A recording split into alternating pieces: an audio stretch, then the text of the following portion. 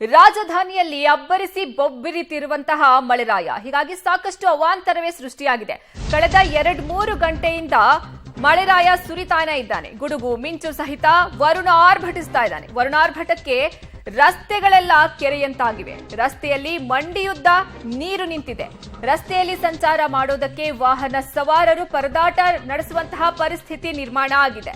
ರಾಜ್ಯ ರಾಜಧಾನಿಯಲ್ಲಿ ಮಳೆರಾಯ ಅಬ್ಬರಿಸಿ ಬೊಬ್ಬಿರಿತಾ ಇದ್ದಾನೆ. ಕಳೆದ 2-3 ಗಂಟೆಯಿಂದ ಭಾರೀ ಮಳೆ ಸುರಿತಾ ಇದ್ದು, ಹೀಗಾಗಿ ವರುಣಾರ್ಭಟಕ್ಕೆ ರಸ್ತೆಗಳೆಲ್ಲ ಕೆರೆಯಂತೆ ಮಾರ್ಪಾಡಾಗಿವೆ.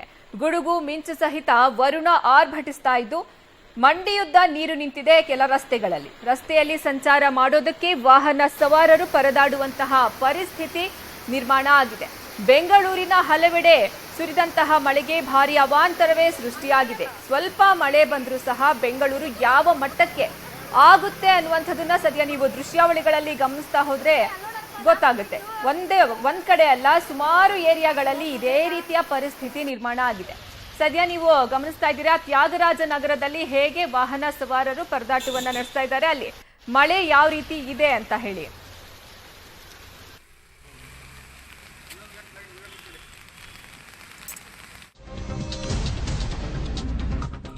ಕೇಂದ್ರೀಯ ವಿಹಾರ ಅಪಾರ್ಟ್ಮೆಂಟ್ಗೆ ಮಳೆ ನೀರು ನುಗ್ಗಿದೆ.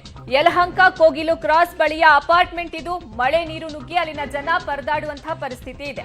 ಅಪಾರ್ಟ್ಮೆಂಟ್ ಬೇಸ್ಮೆಂಟ್ ಸಂಪೂರ್ಣವಾಗಿ ಜಲಾವೃತವಾಗಿದೆ. 600ಕ್ಕೂ ಹೆಚ್ಚು ಫ್ಲಾಟ್ಗಳಿರುವಂತಹ ಅಪಾರ್ಟ್ಮೆಂಟ್ ಇದು.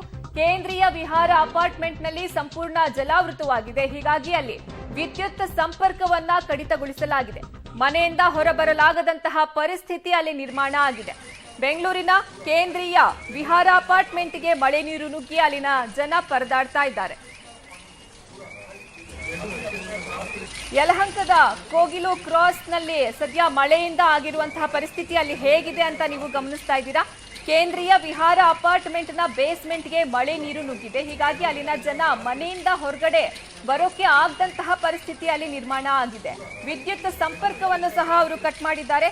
600ಕ್ಕೂ ಹೆಚ್ಚು ಫ್ಲಾಟ್ಗಳು ಅಲ್ಲಿದೆ. ಸುಮಾರು 2000ಕ್ಕೂ ಹೆಚ್ಚು ಜನ ಅಲ್ಲಿ ವಾಸ ಮಾಡ್ತಿದ್ದಾರೆ.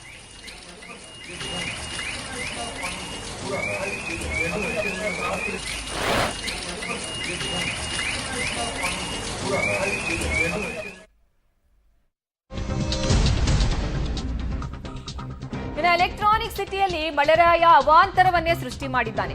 ರಸ್ತೆ ತುಂಬೆಲ್ಲ ನೀರು ತುಂಬಿ ಹರಿತಾ ಇದೆ.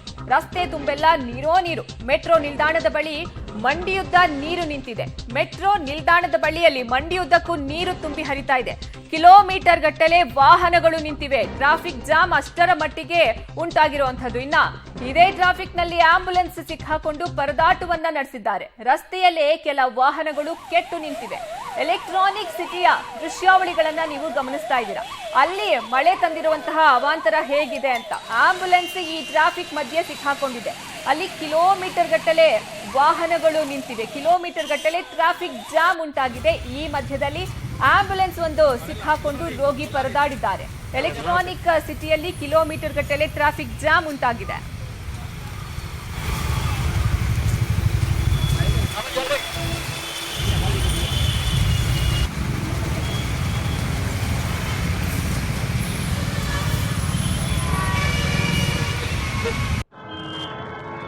ए भैया इधर आ रहे हैं, पीछे पीछे आ रहे हैं, मैं वीडियो करेगा।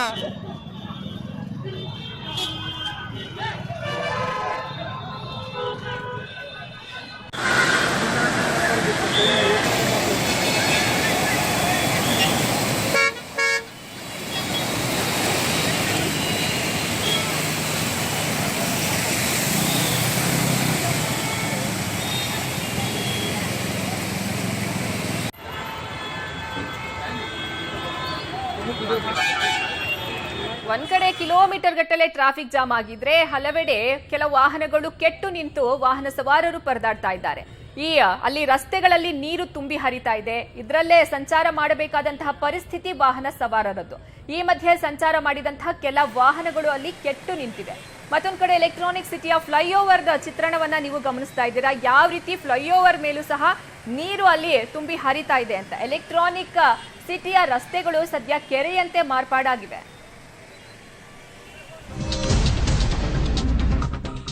ಭರ್ಜರಿ ಮಳೆಗೆ ಹೆಬ್ಬಾಳದ ಬಳ್ಳಾರಿ ರಸ್ತೆಯಲ್ಲಿ ಟ್ರಾಫಿಕ್ ಜಾಮ್ ಉಂಟಾಗಿದೆ. ಇಲ್ಲೂ ಸಹ ಕಿಲೋಮೀಟರ್ ಗಟ್ಟಲೆ ವಾಹನಗಳು ನಿಂತಿವೆ.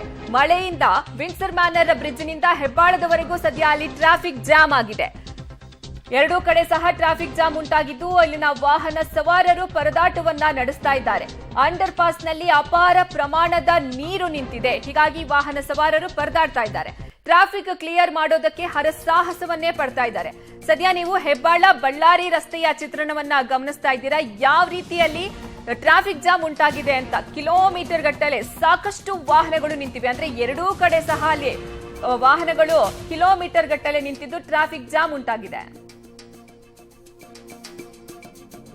ಬೆಂಗಳೂರಿನಲ್ಲಿ ಸುರಿದ ಮಳೆಯಿಂದಾಗಿ ಬಳ್ಳಾರಿ ರೋಡ್ ಸಂಪೂರ್ಣವಾಗಿ ಜಾಮ್ ಆಗಿರುವಂಥದ್ದು. ನಾನೀಗ ಎಷ್ಟರ ಮಟ್ಟಿಗೆ ಜಾಮ್ ಆಗಿದೆ ಅನ್ನೋದನ್ನು ನಿಮಗೆ ತೋರಿಸ್ತಾ ಹೋಗ್ತೀನಿ. ನಾನೀಗ ಏನು ಮೇಕ್ರಿ ಸರ್ಕಲ್ ಬಳಿ ಫ್ಲೈಓವರ್ ಮೇಲೆ ನಿಂತಿರುವಂಥದ್ದು ನೋಡ್ಬೋದು ನೀವು. ಬಳ್ಳಾರಿ ರೋಡ್ ಎಷ್ಟರ ಮಟ್ಟಿಗೆ ವಾಹನ ಟ್ರಾಫಿಕ್ಲಿಂದ ತುಂಬಿ ಹೋಗಿದೆ ಅಂತೇಳಿ. ಕಳೆದ ಅರ್ಧ ಗಂಟೆಗಳಿಂದ ನಗರದಲ್ಲಿ ಸುರಿದಂಥ ಮಳೆಗೆ ವಾಹನ ಸವಾರರು ಪರದಾಟ ಒಂದು ಕಡೆ ಆದರೆ, ಮತ್ತೊಂದು ಕಡೆ ಎಲ್ಲ ಕಡೆಗಳಲ್ಲೂ ಕೂಡ ಇದೇ ರೀತಿಯಾಗಿ ಜಾಮ್ ಆಗಿರುವಂಥ ಪರಿಸ್ಥಿತಿ ಕಂಡು ಬರ್ತಾ ಇರುವಂಥದ್ದು.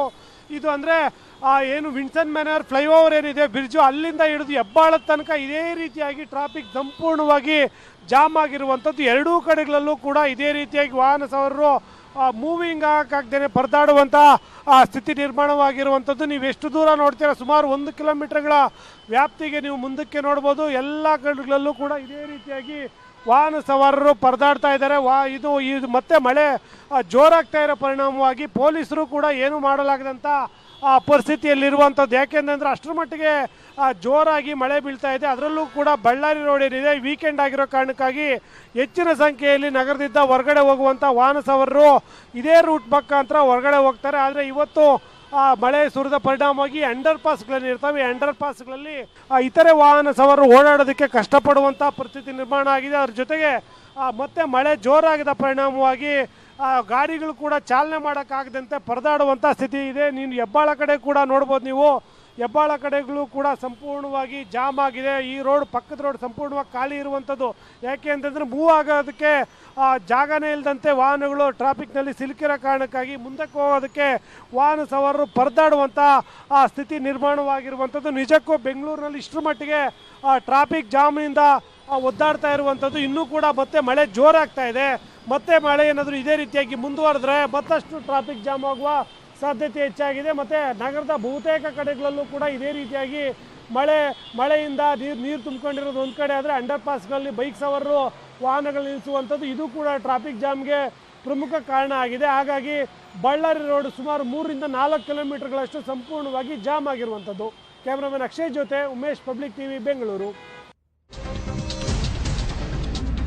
ಬಸವೇಶ್ವರ ನಗರದಲ್ಲೂ ಅಬ್ಬರಿಸಿದ ಮಳೆ.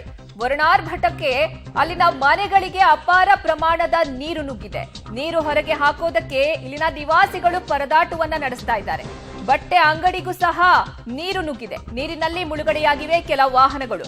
ಸೊಂಟದವರೆಗೂ ನಿಂತಿದೆ ಮಳೆಯ ನೀರು. ಸದ್ಯ ಬಸವೇಶ್ವರ ನಗರದಲ್ಲೂ ಸಹ ಯಾವುದೇ ರೀತಿಯ ಹೊರತಾಗಿಲ್ಲ. ಅಲ್ಲಿಯೂ ಸಹ ಮಳೆ ಅಬ್ಬರಿಸಿದ್ದು ವರುಣಾರ್ಭಟಕ್ಕೆ ಅಪಾರ ಪ್ರಮಾಣದ ನೀರು ಮನೆಗಳಿಗೆ ನುಗ್ಗಿದೆ. ಸದ್ಯ ನೀವು ಅಲ್ಲಿ ಗಮನಿಸ್ತಾ ಇದ್ದೀರಾ, ಜನ ಹೇಗೆ ಅಂದ್ರೆ ಟಾರ್ಪಲ್ ರೀತಿ ಹಾಕೊಂಡು ಅಲ್ಲಿ ಸಂಚಾರವನ್ನ ನಡೆಸ್ತಾ ಇದ್ದಾರೆ ಅಂತ. ಮತ್ತೊಂದು ಕಡೆ ವಾಹನ ಸವಾರರು ಸಹ ಅಲ್ಲಿ ರಸ್ತೆ ಮೇಲೆ ನೀರು ನಿಂತಿದೆ, ಅಲ್ಲೇ ಹೋಗುವಂತಹ ಪರಿಸ್ಥಿತಿ ನಿರ್ಮಾಣ ಆಗಿದೆ. ರಸ್ತೆ ತುಂಬಾ ನೀರು ತುಂಬಿದೆ. ಅಷ್ಟೇ ಅಲ್ಲ, ಅಲ್ಲಿನ ಮನೆಗಳಿಗೂ ಸಹ ಅಪಾರ ಪ್ರಮಾಣದ ನೀರು ನುಗ್ಗಿದೆ.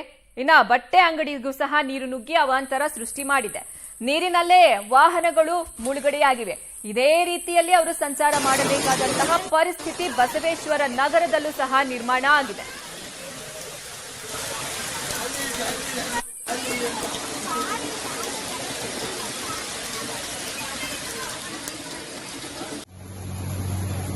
ನೋಡಿ ಅವರು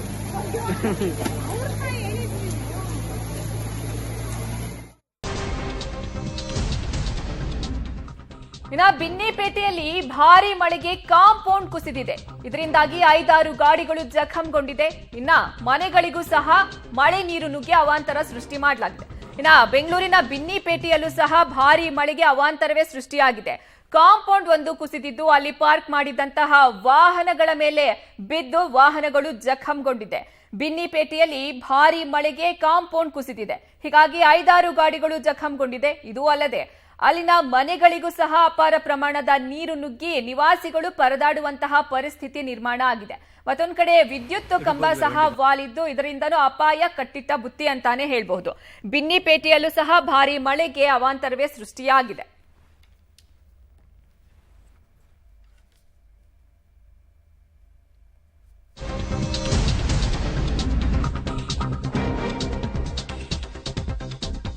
ಸಂಪೂರ್ಣವಾಗಿ ಇಲ್ಲಿನ ರಸ್ತೆ ಜಲಾವೃತವಾಗಿದೆ.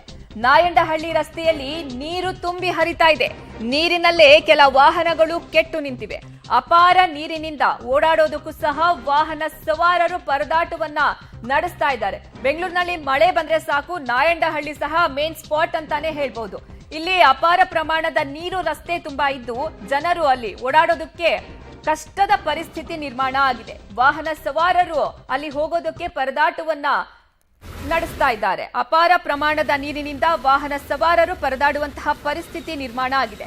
ಇಲ್ಲಿನ ರಸ್ತೆ ಸಂಪೂರ್ಣವಾಗಿ ಜಲಾವೃತವಾಗಿದೆ. ಸದ್ಯ ನೀವು ದೃಶ್ಯಾವಳಿಗಳಲ್ಲಿ ಗಮನಿಸ್ತಾ ಇದ್ದೀರಾ. ನಾಯಂಡಹಳ್ಳಿಯಲ್ಲೂ ಸಹ ಇದೇ ರೀತಿಯ ಪರಿಸ್ಥಿತಿ, ಅಂದ್ರೆ ಮಳೆ ನೀರು ರಸ್ತೆ ಮೇಲೆ ನಿಂತು ವಾಹನ ಸವಾರರು ಅಲ್ಲಿ ಸಂಚಾರ ಮಾಡೋದಕ್ಕೆ ಪರದಾಟವನ್ನ ನಡೆಸ್ತಾ ಇದ್ದಾರೆ. ಸಂಪೂರ್ಣವಾಗಿ ರಸ್ತೆಯಲ್ಲಿ ಜಲಾವೃತಗೊಂಡಿದೆ. ನಾಯಂಡಹಳ್ಳಿ ರಸ್ತೆಯಲ್ಲಿ ನೀರು ತುಂಬಿ ಹರಿತಾ ಇದೆ. ನೀರಿನಲ್ಲೇ ಕೆಲ ವಾಹನಗಳು ಕೆಟ್ಟು ನಿಂತಿವೆ.